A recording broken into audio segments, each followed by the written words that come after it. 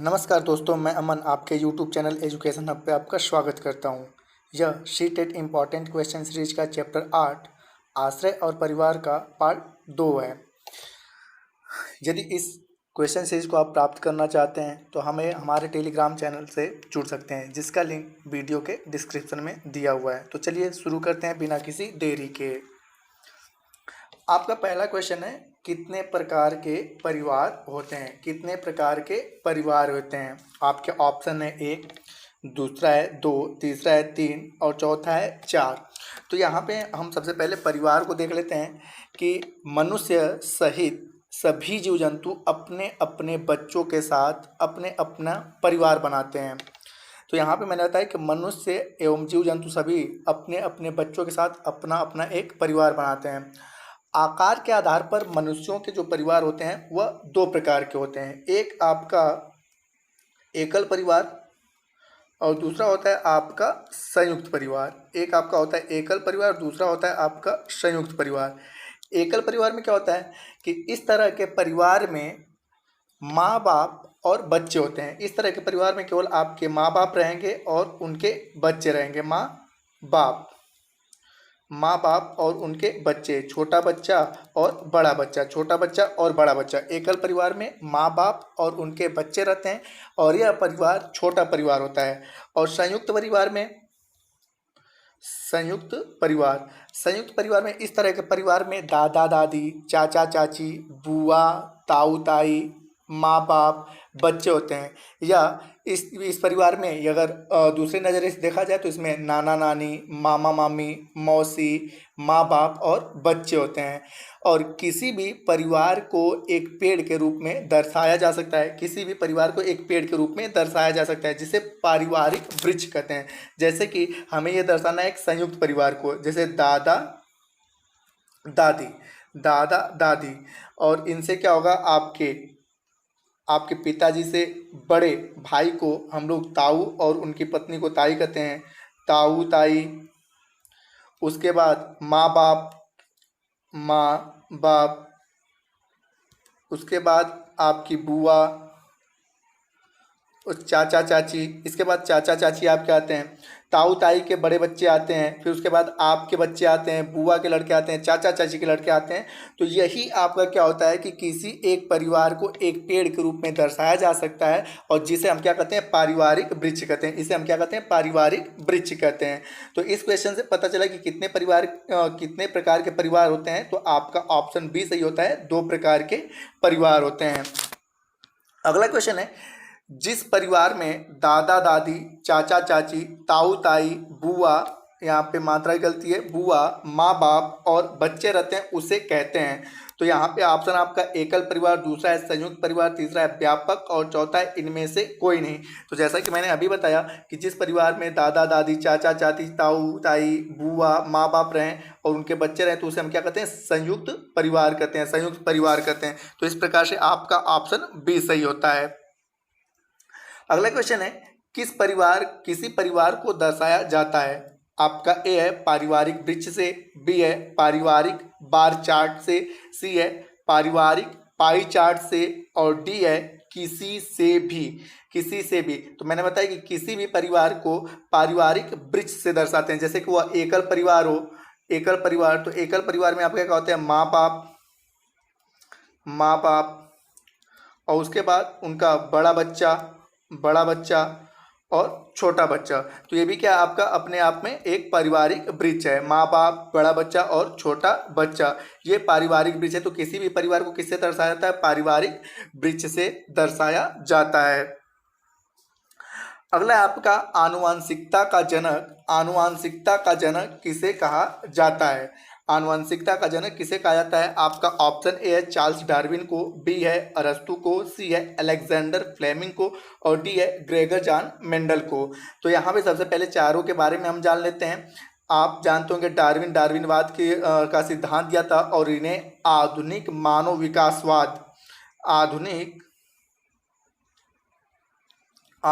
मानव विकासवाद का जनक कहा जाता है किसे? चार्ल्स डार्विन को। चार्ल्स डार्विन को आधुनिक मानव विकासवाद का जनक कहा जाता है। और इनकी एक प्रसिद्ध पुस्तक आती है the origin of species by natural selection. The origin of species by natural selection. तो ये चार्ल्स डार्विन। अरस्तु, आपने पता होगा अरस्तु को जंतु विज्ञान का पिता कहा जाता है।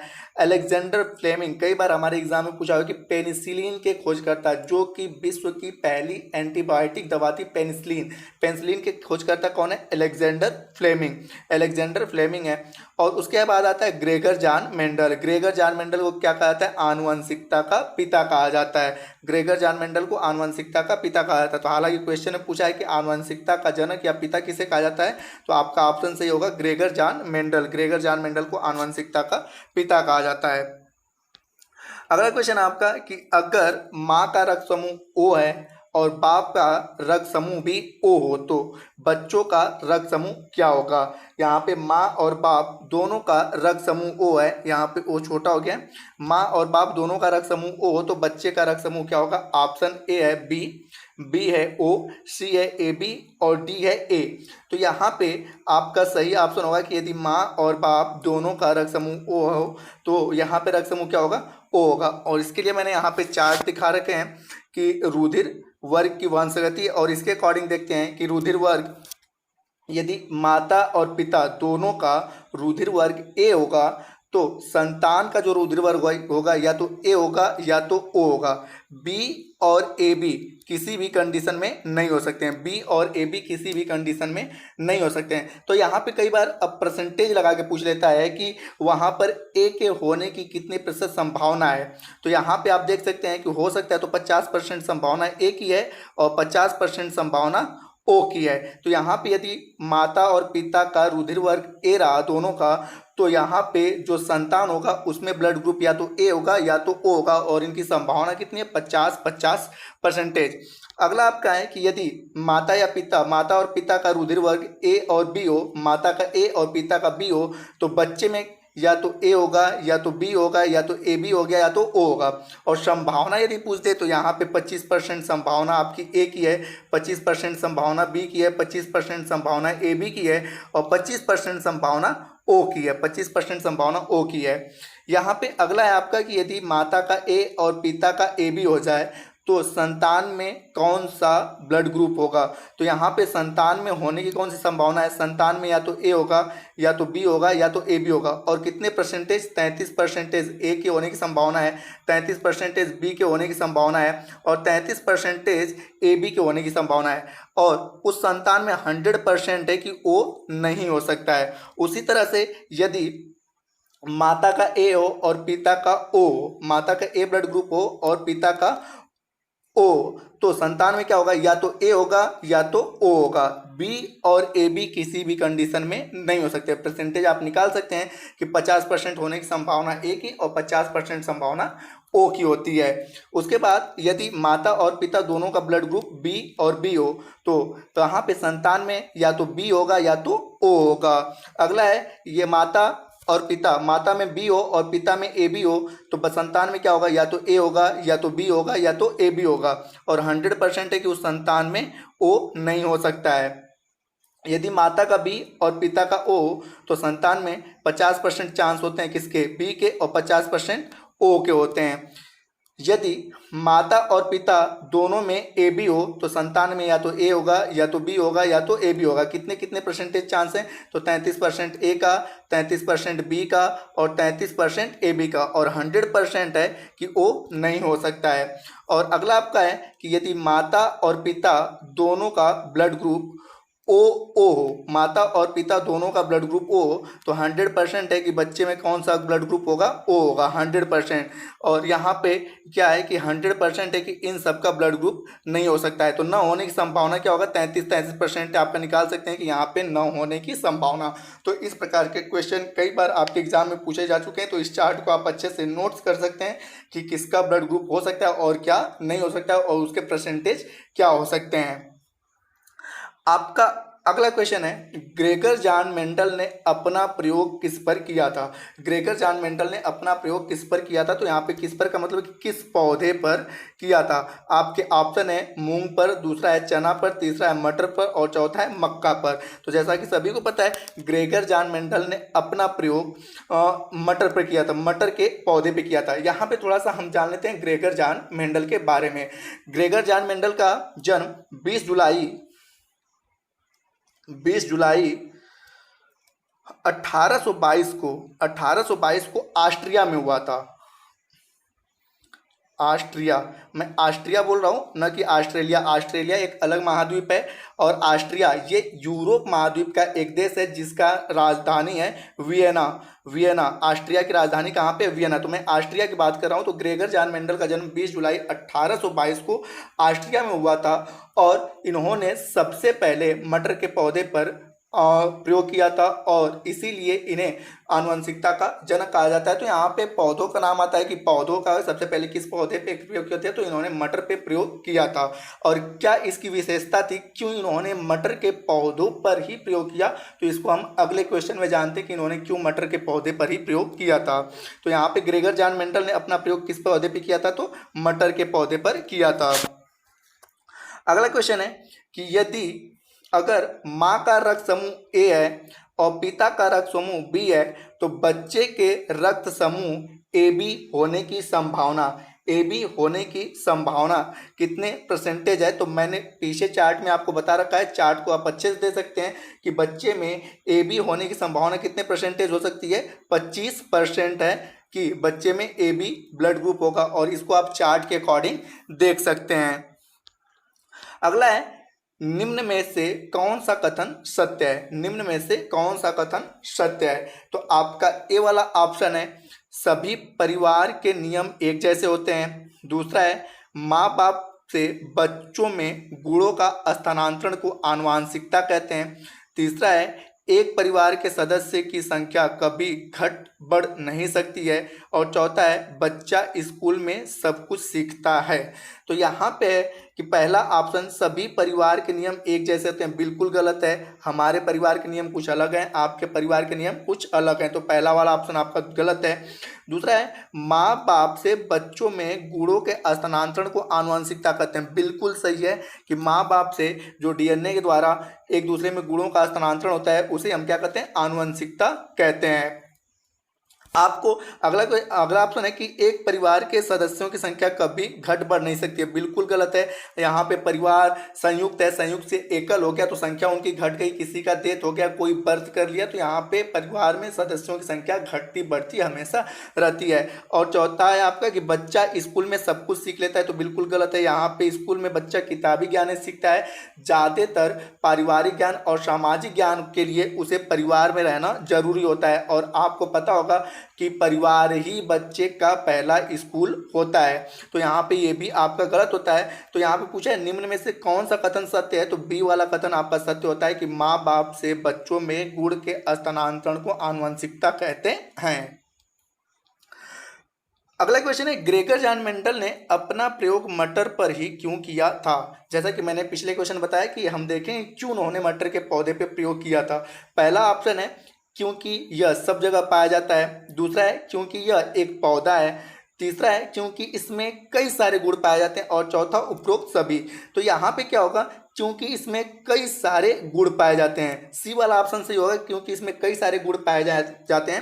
अच्छा, ये गुण क्या क्या है? तो मोटे तौर पे हम देख लेते हैं कि यह मटर का जो पौधा है कम समय में उग जाता है। सबसे पहला गुण आपका होता है कि यह कम समय में उग जाता है। दूसरा होता है कि इसका जीवन काल बहुत कम होता है, इसका अल्प जीवन काल होता है, जिससे कि प्रयोग करने में बड़ी आसानी होती है, काफ़ी लंबे समय तक हमें वेट करना नहीं पड़ता था।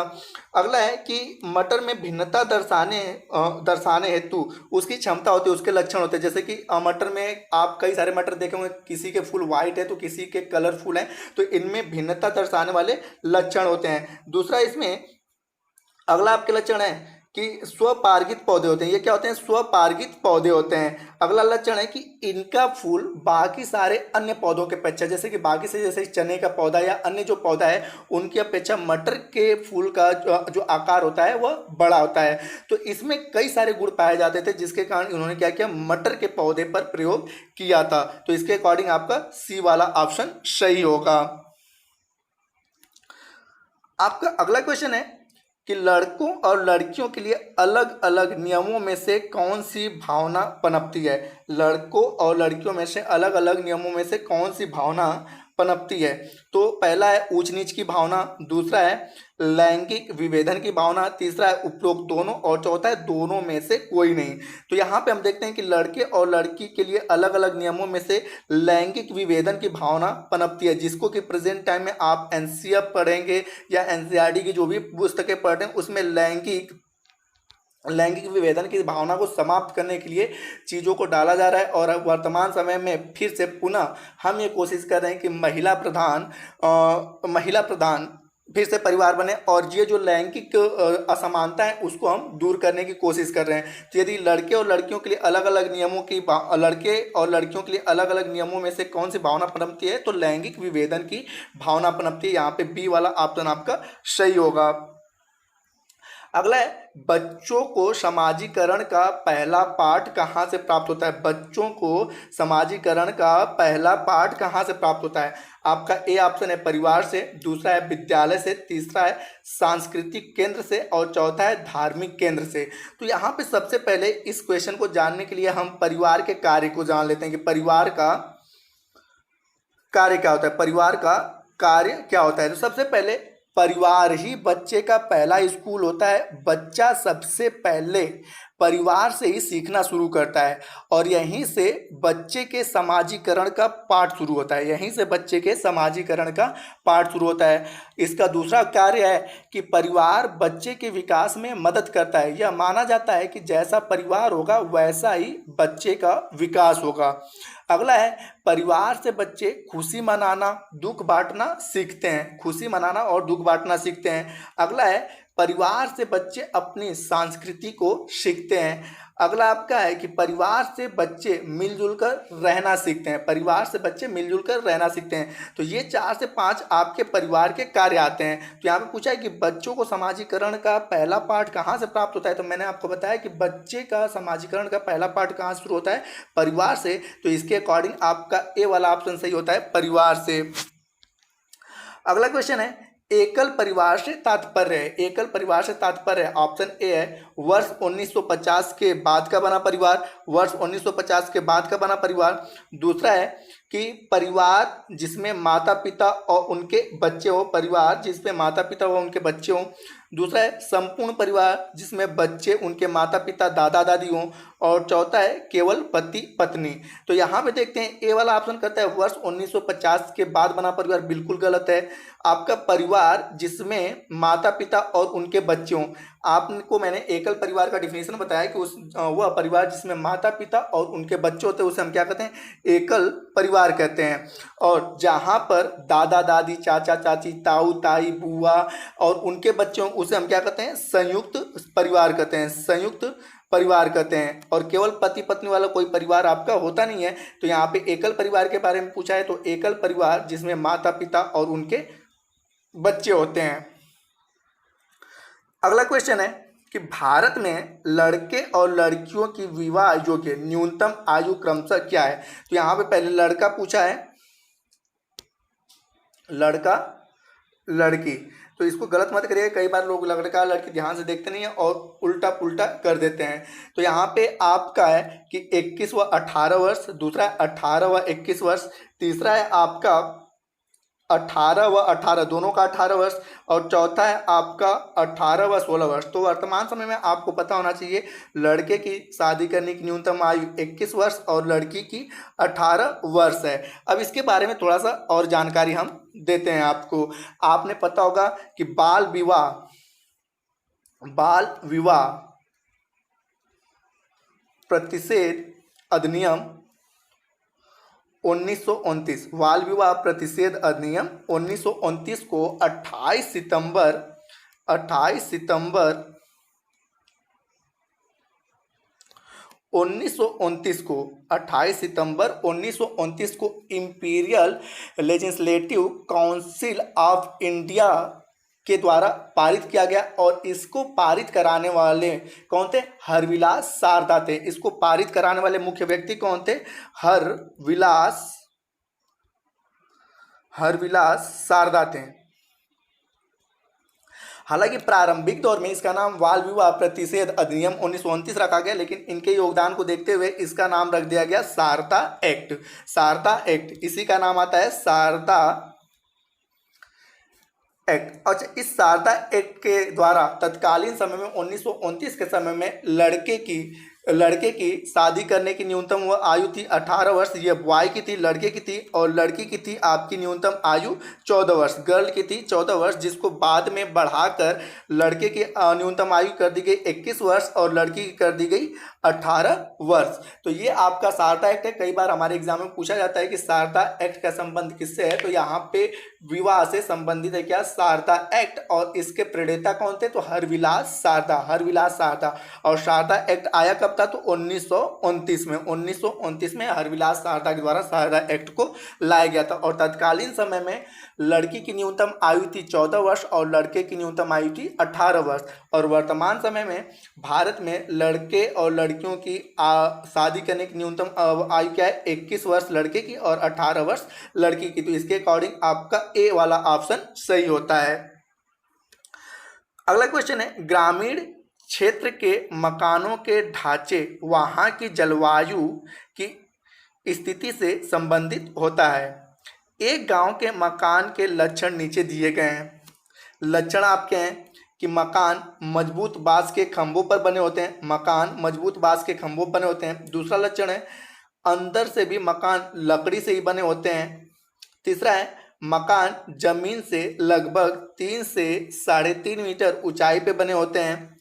और चौथा है, मकान की छतें ढालू होती हैं। आगे कहता है, यदि इस गांव में भारी वर्षा होती है तो यह गांव किस राज्य में होना चाहिए? आपके ऑप्शन है बिहार, दूसरा है असम, तीसरा है उत्तर प्रदेश और चौथा है राजस्थान। तो यहाँ पर यदि आपने मेरा पिछला वीडियो देखा होगा तो मैंने वहाँ पे बताया था कि राजस्थान में असम में किस प्रकार के घर होते हैं। तो एक बार फिर से हम उसको रिपीट कर लेते हैं कि असम में घर बनाए जाते हैं बांस के और लकड़ी के। इस प्रकार के घर उन क्षेत्रों में बनाए जाते हैं जहाँ पर बहुत अधिक बारिश होती है। यह जमीन से 10-12 फुट ऊंचे बांस के मजबूत खंभों पर बनाए जाते हैं ताकि बाढ़ आने पर कोई नुकसान न हो। और भारत में असम जैसे राज्य जहाँ पे बहुत अधिक बारिश होती है, इस प्रकार के घर पाए जाते हैं। तो इसके अकॉर्डिंग आपका सही ऑप्शन क्या होगा कि यह सारी विशेषता किसकी है? असम में बनाए जाने वाले बांस और लकड़ी के घरों की है। अगला है, निम्नलिखित में से कौन सा कीट मधुमक्खियों की भांति कॉलोनी बस्ती में एक साथ रहता है? कॉलोनी या बस्ती बनाकर एक साथ रहता है। तो यहाँ पे ऑप्शन है मकड़ी, दूसरा है ततैया या बर्रा और चौथा है चींटी और अगला है दीमक। तो यहाँ पे आपको पता होना चाहिए कि मधुमक्खियों की भांति कॉलोनी में एक साथ बस्ती बनाकर नहीं रहता है। सॉरी, यहाँ पे है कि नहीं रहता है। तो यहाँ पे आपका सही ऑप्शन होगा मकड़ी जो होता है वह कॉलोनी बनाकर नहीं रहता है। तो यहाँ पे पहले एक बार हम देख लेते हैं कि किस प्रकार के जंतु कहाँ कहाँ पर रहते हैं। तो यहाँ पे जानवरों के आश्रय, पिछले वीडियो मैंने जानवरों के आश्रय के बारे में बताया था कि मनुष्यों के घर में रहने वाले जीव कौन कौन से हैं? कुत्ता, बिल्ली, छिपकली, मच्छर, मकड़ी, चूहा, चींटी आदि। तो मकड़ी कहाँ पे रहती है? आपके मनुष्यों के घर में रहती है। अगला आपका कि जंगल में रहने वाले जीव, तो जंगल में कौन जीव रहते हैं? शेर, हाथी, हिरण, गैंडा, बाघ, मोर, चिंपैंजी आदि रहते हैं। उसके बाद अगला आपका है कि पेड़ पर रहने वाले जीव कौन कौन से? बंदर, पांडा, स्लाथ, लंगूर, पक्षी आदि। अगला आपका है कि पानी में रहने वाले जीव, तो पानी में रहने वाले जीव कौन से हैं? मछली, डॉल्फिन, व्हेल, बत्तख, सांप, मेढक, मगरमच्छ, कछुआ आदि। अगला आपका है कि जमीन पर जमीन पर रहने वाले जीव। तो यहाँ पे कुत्ता, बिल्ली, गाय, भैंस, गधा और घोड़ा ये जमीन पर रहते हैं। अगला आपका है कि जमीन के अंदर रहने वाले जीव कौन कौन से हैं? तो चूहा जमीन के अंदर, तो चूहा, सांप, चींटी, खरगोश, केचुआ और बिच्छू ये जमीन के अंदर रहते हैं। और अगला यही है समूह। समूह मतलब यही कॉलोनी की बात कर रहा है, समूह या कॉलोनी बनाकर रहने वाले जीव कौन से हैं? तो मधुमक्खी, चींटी, मकड़ी, ततैया और दीमक ये समूह बनाकर रहते हैं। तो यहाँ पे क्वेश्चन पूछा है कि निम्नलिखित में से कौन सा कीट मधुमक्खियों की भांति कॉलोनी या समूह में नहीं रहता है? तो यहाँ पे ऑप्शन है मकड़ी, दूसरा है ततैया या बर्रा, तीसरा है चींटी और चौथा है दीमक। तो यहाँ पे मैंने बताया कि मकड़ी कहाँ पे रहता है आपका भैया? मनुष्यों के घर में या कॉलोनी बनाकर नहीं रहता है। लेकिन ततैया, चींटी और दीमक ये क्या करते हैं? कॉलोनी बनाकर समूह में रहते हैं। तो यहाँ पे नहीं रहने को पूछा हुआ है, तो आपका सही ऑप्शन क्या होगा? ए जो है वो सही ऑप्शन होगा कि मकड़ी कॉलोनी बनाकर नहीं रहता है। अगला क्वेश्चन है कि घरों की नीचे दी गई विशिष्टताओं पर विचार कीजिए। आपका पहला ऑप्शन है निचली मंजिल में कोई खिड़की नहीं होती है। दूसरा है पेड़ के तनों की लकड़ियों से बनी ढालू छतें। तीसरा है पत्थर के खंभों पर जमीन से 10-12 फुट की ऊंचाई पर बने घर। चौथा है पत्थर, गारा और चूने से बनी मोटी दीवार। अगला है लकड़ी के फर्श।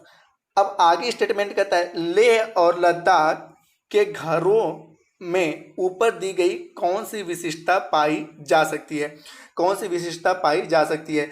तो यहाँ पर क्या होता है कि लेह और लद्दाख के घरों में विशिष्टता पाई जाती है। सबसे पहले कि निचली मंजिल में कोई खिड़की नहीं होता है। मैंने आपको बताया था निचली मंजिल में कोई खिड़की नहीं होता है क्योंकि और यहाँ पर यह अपने मवेशी जीव जंतुओं को रखते हैं। तो ये लेह लद्दाख में पाई जाती है। अगला है पेड़ के तनों की लकड़ी से बनी ढालू छतें। ये बिल्कुल गलत है। यहाँ पे क्या होता है कि ढालू छतें पेड़ के तनों से नहीं होती हैं। यहाँ पे जो इनके छत होते हैं समतल आकार के होते हैं, जो गर्मी के समय में अपने वहाँ के फलों को सुखाते हैं और अपने खाद्यान्नों को सुखाते हैं छतों पे। तो इनके छत क्या होते हैं? समतल होते हैं, ढालू नहीं होते हैं।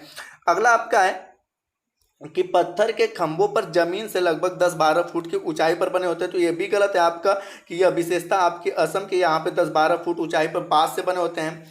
डी है आपका कि पत्थर, गारा और चूने से बनी मोटी दीवारें। तो ये बिल्कुल आपका सही है कि वहाँ पे पत्थर और गारा से बनी मोटी दीवारें होती हैं। और ई है लकड़ी के फर्श। तो वहाँ पे ठंडी अधिक पड़ती है और लकड़ी ऊष्मा का कुचालक है, जिसके लिए वहाँ पर जो फर्श बनाए जाते हैं लकड़ी के बनाए जाते हैं। तो यहाँ पे सही ऑप्शन आपका होता है ए, डी और ई, और बाकी आपके सी और बी गलत होते हैं। तो इसके अकॉर्डिंग कूट आपका सही होता है, कूट आपका सही होता है सी का कि ए, डी और ई, ए, डी और ई आपके सही हैं।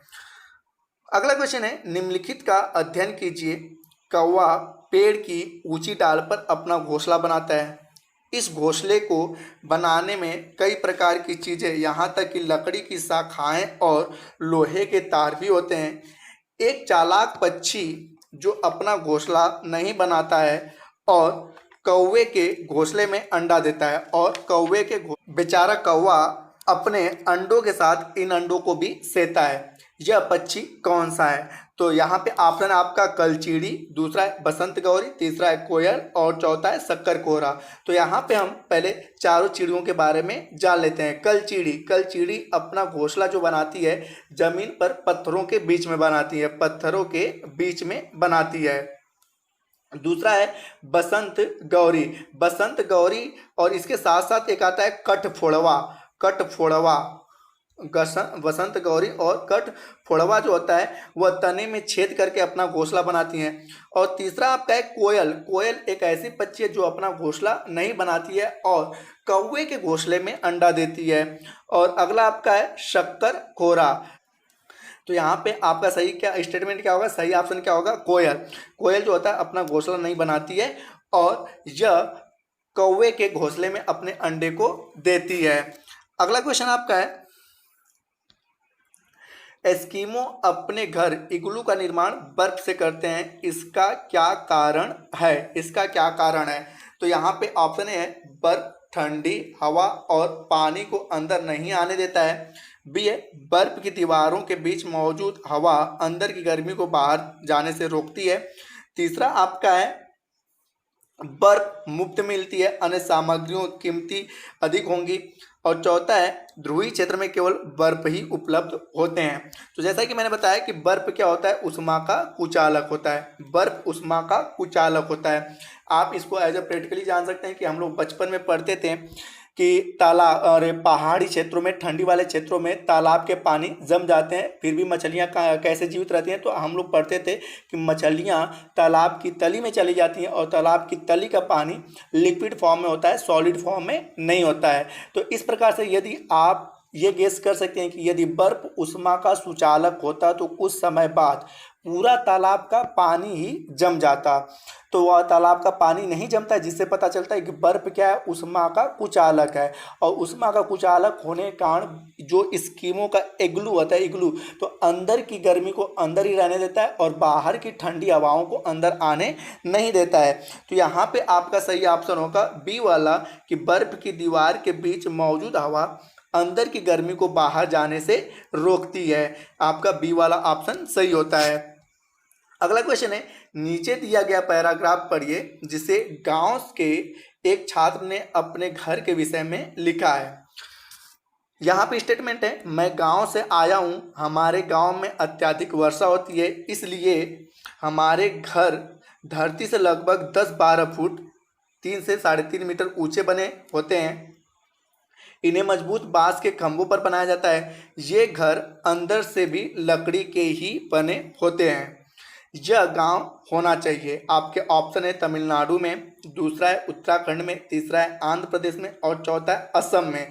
तो आपको पता होना चाहिए कि यह किस घर, कहाँ के घर की विशेषता की बात कर रहा है। तो असम में घर जो होते हैं लकड़ी और बांस के बनाए जाते हैं, जो जमीन से 10-12 फुट ऊंचाई पर होते हैं। तो इसलिए आपका सही ऑप्शन डी होगा असम, जिसके बारे में हम पहले भी पढ़ चुके हैं। अगला है कि कोई पक्षी पेड़ की ऊंची डाल पर अपना घोंसला बनाता है। यह पक्षी हो सकता है, यह पक्षी हो सकता है। तो आपने पता होना चाहिए। तो यहाँ पे आपका ऑप्शन है शक्करखोरा, कलचीड़ी, कौवा और फाख्ता। तो यहाँ पे इनके बारे में हम अपने पिछले वीडियो में काफ़ी अच्छे से डिटेल में समझा चुके हैं, आप पिछले वीडियो को अच्छे से देख सकते हैं। तो यहाँ पे मैंने बताया था सबसे ज़्यादा कन्फ्यूजन होता है कौवा और चील में। कौवा और चील में सबसे अधिक कन्फ्यूजन होता है। तो यहाँ पे जो है कि कौवा जो होता है सबसे ऊंची डाल पे, पेड़ के सबसे ऊंची डाल जो होती है, पेड़ की सबसे ऊंची डाल पे अपना घोंसला कौन बनाता है, कौवा बनाता है।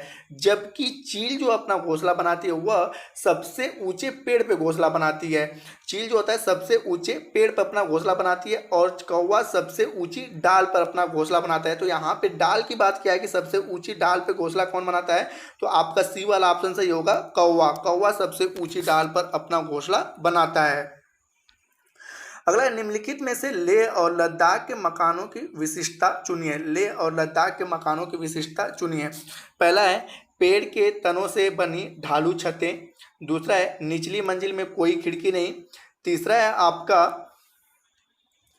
पत्थर, मिट्टी और चूने से बनी मोटी दीवारों की।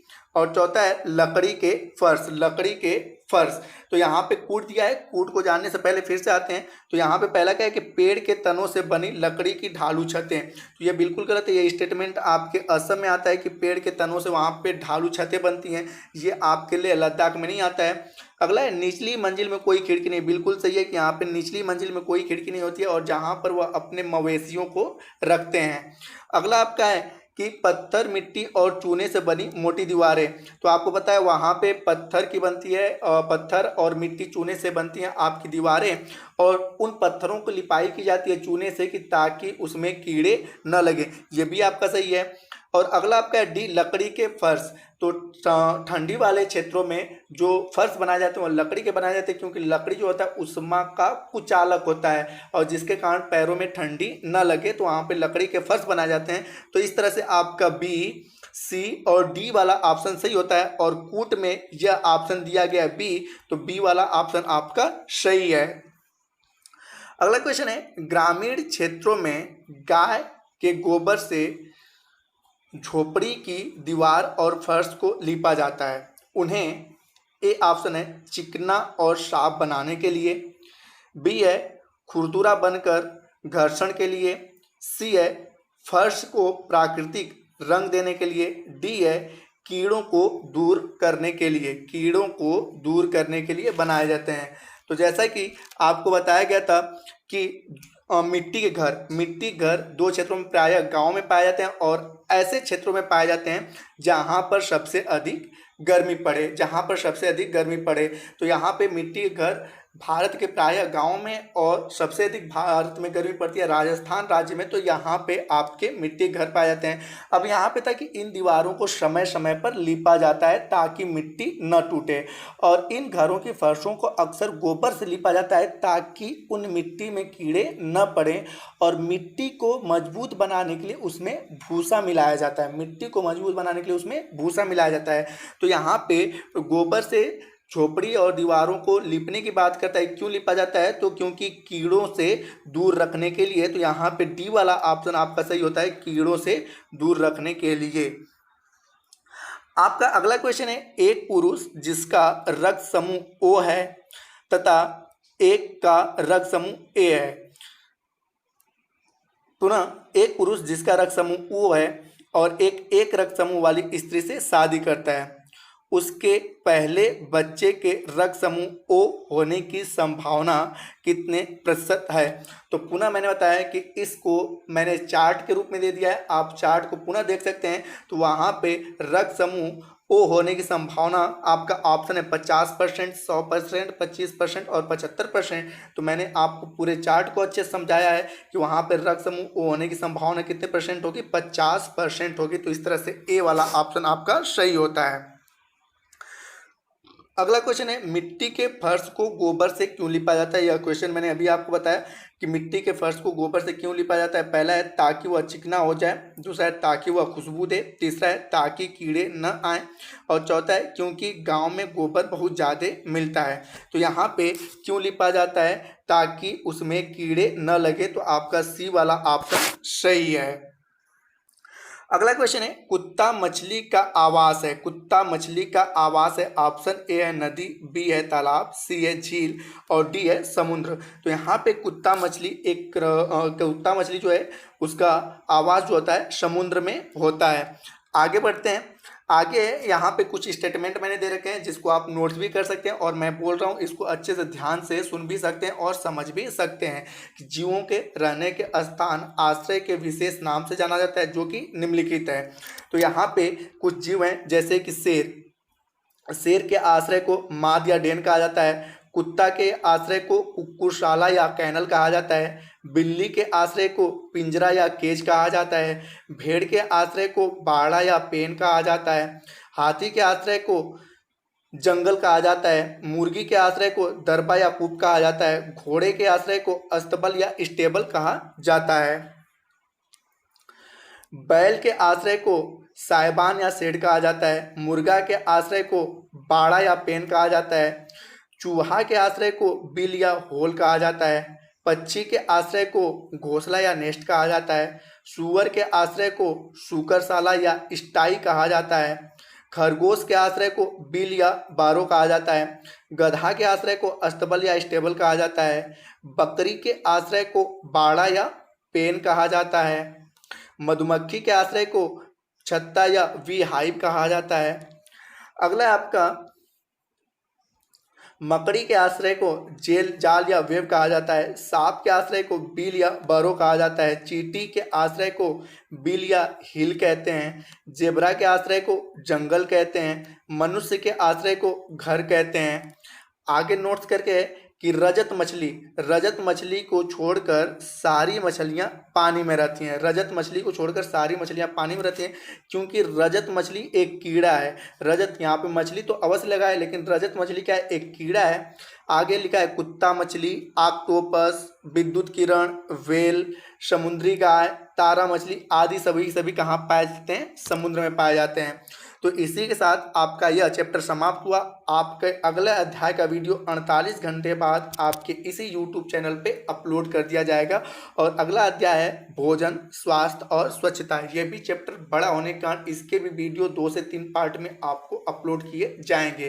तो यदि यह वीडियो आपको अच्छा लगा हो तो लाइक करें, कमेंट करें, अपने दोस्तों के साथ शेयर करें। यदि इस चैनल पे आप नए हैं तो इस चैनल को सब्सक्राइब अवश्य करें। धन्यवाद।